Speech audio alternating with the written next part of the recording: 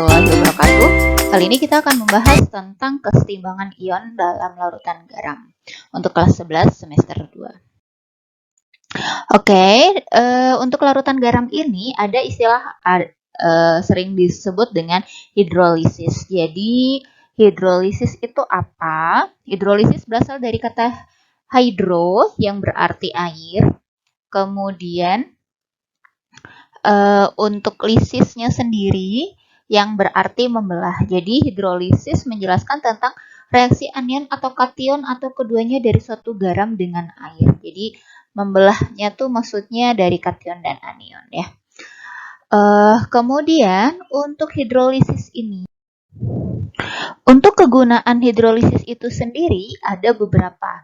Nah, untuk dalam kehidupan sehari-hari, yang pertama penjernihan air. Penjernihan air ini biasanya dilakukan di PDAM dengan menerapkan prinsip hidrolisis, yaitu menggunakan aluminium fosfat. Aluminium fosfat berasal dari asam lemah H3PO4 dan AlOH3. Untuk aluminium fosfat ini merupakan AlPO4. AlPO4. Kemudian untuk pelarutan sabun, yang kedua, karena berasal dari basa kuat yaitu NaOH dengan C17H355. Jadi pelarut sabun itu C17H35COONa.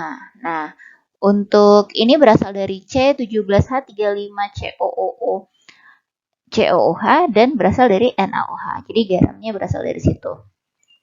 Selanjutnya, yang kedua ada pupuk tanaman. Untuk pupuk tanaman ini digunakan pada pupuk tanaman ZA atau Zwefeldsur Ammonium, merupakan pupuk yang dapat menurunkan pH tanah. Selanjutnya ada bahan pemutih pakaian. Nah, untuk pemutih pakaian ini digunakan bahan bernama NaClO yang sangat reaktif. Garam NaClO dalam produk pemutih pakaian akan mengalami reaksi hidrolisis. Nah, untuk memperluas pengetahuan, bisa kalian mencari macam-macam kegunaan hidrolisis yang lainnya. Untuk sifat-sifat dari senyawa garam ini, larutan garam ada beberapa. Yang pertama ada dari asam kuat dan basa kuat. Yang kedua asam lemah dan basa kuat. Yang ketiga asam kuat dengan basa lemah. Yang keempat asam lemah dengan basa lemah. Jadi untuk mengetahuinya, contohnya saya punya asam kuat dengan basa kuat. Untuk asam kuat saya punya HCl yang ditambahkan dengan basa kuat yaitu NaOH. Nah, seperti yang kalian ketahui, H ini bersifat positif, Cl negatif, Na positif, OH-nya negatif. Nah, sehingga H bertemu dengan OH, Cl bertemu dengan Na. Jadinya menjadi NaCl ditambah H2O. Nah, untuk NaCl inilah yang disebut dengan istilah garam. Ya, ini adalah garam. Nah, NaCl sendiri merupakan garam yang bersifat netral. Karena berasal dari asam kuat dengan basa kuat. Jadinya netral sifatnya. Kemudian ada lagi asam lemah dengan basa kuat. Contoh untuk asam lemah ini saya punya CH3COOH, kemudian ditambah basa kuat seperti KOH. Nah, menjadi seperti yang kalian ketahui, CH3COOH ini bersifat negatif, sedangkan H-nya positif karena golongan 1. Untuk K juga positif karena golongan 1, sedangkan OH min selalu ya. OH itu selalu min. Kemudian yang negatif dengan yang positif dengan yang negatif. Sehingga diperolehlah CH3COOK ditambah H2O. Nah, untuk CH3COOK ini sendiri yang disebut dengan istilah garam. Nah, garamnya bersifat apa? Karena berasal dari asam lemah dengan basa kuat, yang menang kan yang kuat pasti ya, jadi bersifat basa. Kemudian ada asam kuat dengan basa lemah.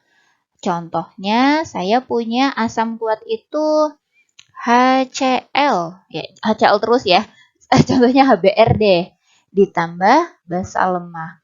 Misalnya saya punya basa lemah itu adalah AlOH3. Nah, HBr, H-nya itu positif, BR-nya negatif karena golongan 7, Al positif ya. Al itu golongan 3, berarti 3 plus, OH-nya negatif. Kemudian akan menjadi apa kira-kira? Berarti H-nya dengan negatif, yang BR yang negatif ini dengan yang positif. Berarti menjadi AlBr ya. AlBr. Ingat, Al-nya muatannya 3 positif, BR-nya negatif. Biar sama, berarti biasanya saya sekali silang. Al dikalikan 1 yang di sini berarti jadinya Al tetap, sedangkan BR yang di sini dikalikan jadinya AlBr 3.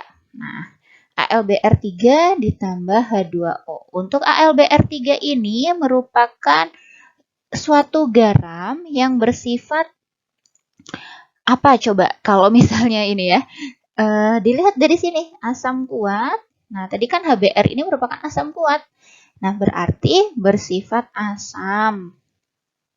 Selanjutnya, saya punya asam lemah dengan basa lemah. Untuk asam lemah, saya punya CH3COOH misalnya. Dengan basa lemah NH4OH-. Nah, untuk CH3COOH tadi disebutkan karena H-nya positif, otomatis sisanya adalah negatif.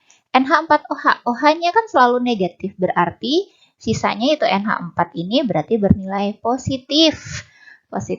Dilanjut menjadi suatu garam bernama CH3COONH4 ditambah H2O.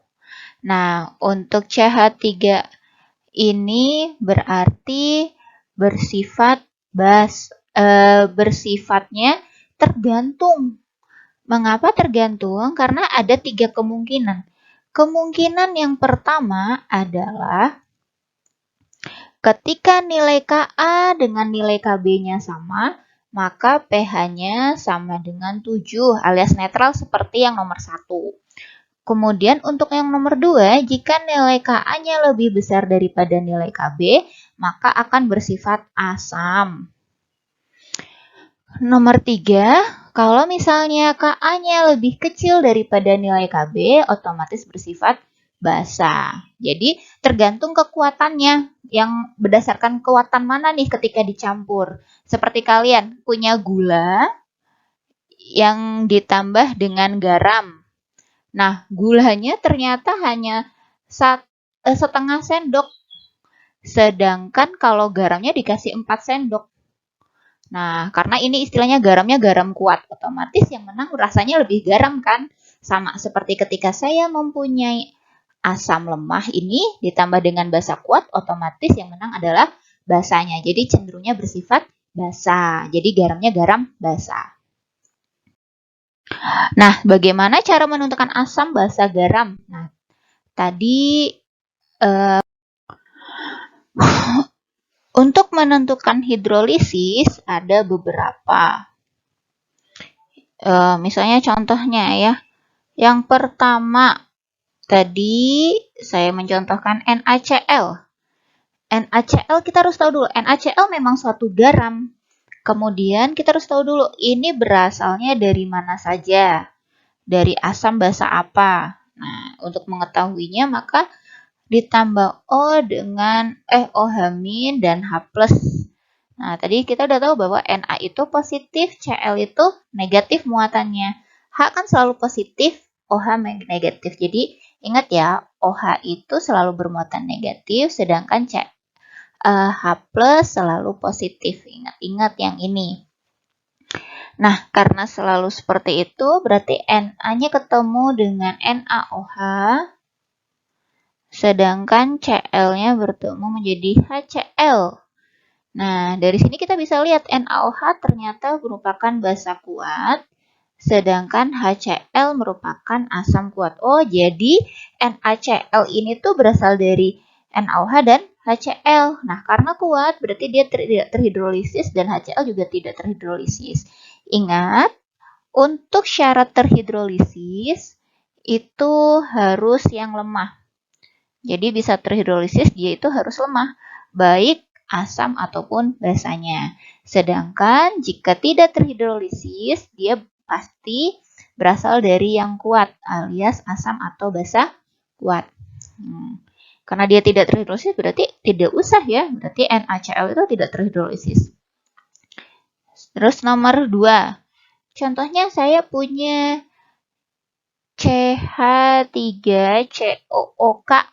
Nah, ini kira-kira suatu garam yang berasal dari apa ya? Nah, ini tuh kuat atau lemah? Nah, jadi kita harus tahu dulu dari mana. Tadi kalau misalnya tidak bisa, maka satu-satu ditentukannya. Nah, karena CH3COO situ min, K itu selalu positif, sudah jelas berarti K-nya bertemu dengan OH, sedangkan CH3-nya bertemu dengan H+. Jadi CH3COOH ditambah KOHO, ternyata CH3COOK ini berasal dari asam CH3COH dengan KOH, seperti itu. Nah, untuk CH3COH merupakan asam lemah. Sedangkan KOH ini merupakan berasal dari kuat, otomatis dia tidak terhidrolisis, seperti itu. Nah, bagaimana sih supaya dia tahu, oh dia terhidrolisis, kenapa?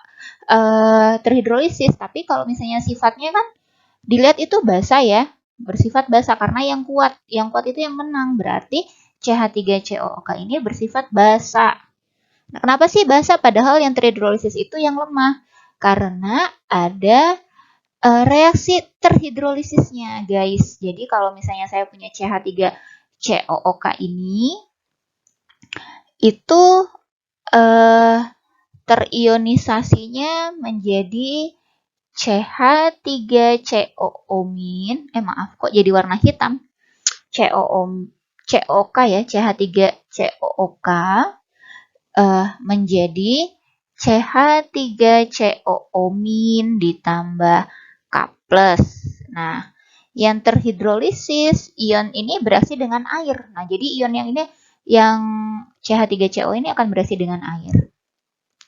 Karena bereaksi dengan air, berarti saya punya CH3COO- ditambahkan dengan air. Air itu kan H2O. Nah, H2O ini seperti yang kalian tahu, berasal dari H+ ditambah OH-. Ya, berarti kalau saya punya min di sini, berarti ketemunya adalah H+. Jadinya CH3COOH ditambah OH-. Nah, jadi ada kelebihan asam di sini. Kelebihan basa.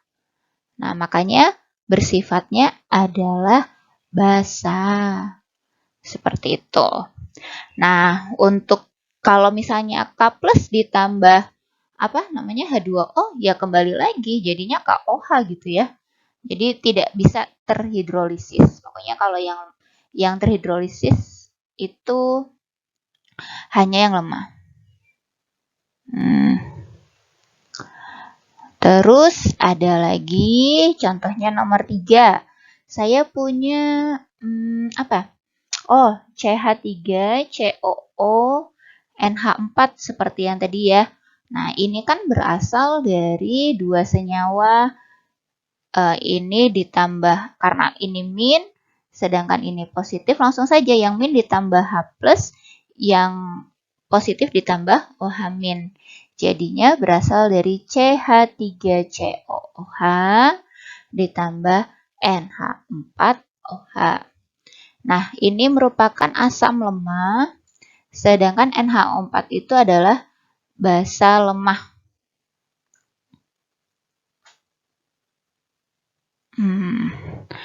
Nah, kalau misalnya seperti ini, berarti dua-duanya terhidrolisis.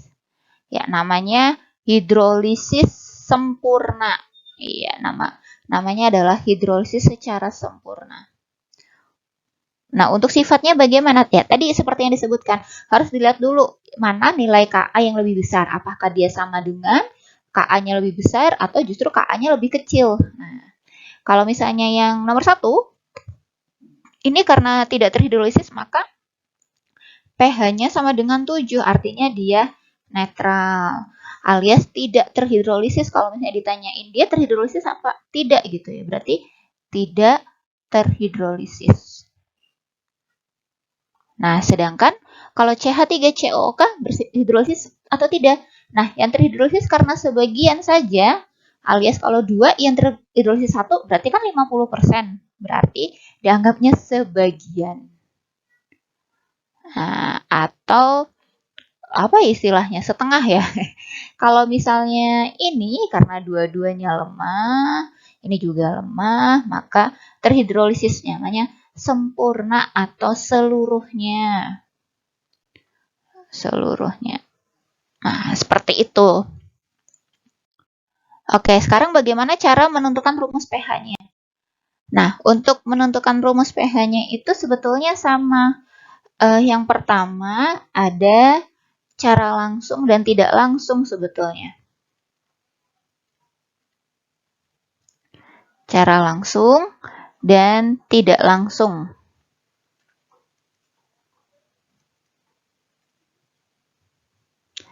Namun sebetulnya untuk cara langsung ataupun tidak langsung ini hakikatnya cukup menentukan yang namanya dia itu garamnya apa.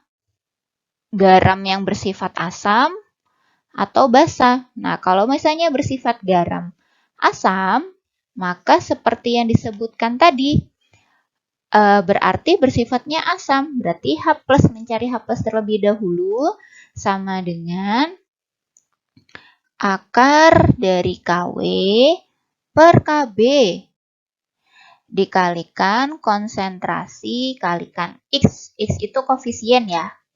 X ini merupakan koefisien. Setelah mencari H+, sama seperti mencari pH yang lainnya, yaitu min log dari konsentrasi H+.